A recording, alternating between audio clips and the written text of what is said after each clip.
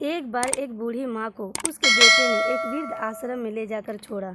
इस माँ का ये वही इकलौता बेटा था जिसके लिए इस माँ ने जीवन भर संघर्ष किया।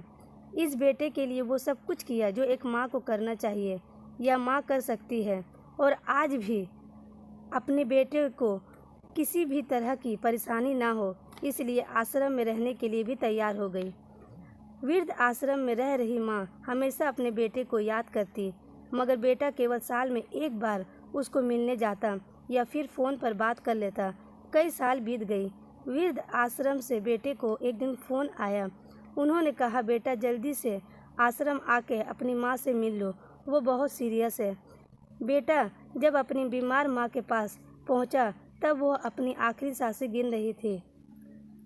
बेटे ने अपनी माँ से उसकी आखिरी इच्छा पूछते हुए कहा, माँ मैं तुम्हारे लिए क्या कर सकता हूँ बताओ। माँ ने कहा, बेटा इस आश्रम में गर्मी और मच्छर बहुत ज़्यादा हैं, यहाँ पर कुछ पंखे लगवा देना। फ्रिज ना होने की वजह से यहाँ पर हम बूढ़ों को कई बार भूखे पेट ही सोना पड़ता है, क्योंकि किसी ने दिया हुआ खाना खराब होने से नहीं बच पाते, तो इस आश्रम के लिए एक दो फ्रिज भी खरीद कर दे देना। बेटे ने अपनी माँ की सारी बातें सुनी और अपनी माँ से पूछा, आपने इतनी साल यहाँ पर निकाल दिए पर आपने कभी भी यह बातें मुझसे नहीं कही, और अब जब आपके पास टाइम नहीं बचा है तब आप ये सब कह रही हैं, ऐसा क्यों?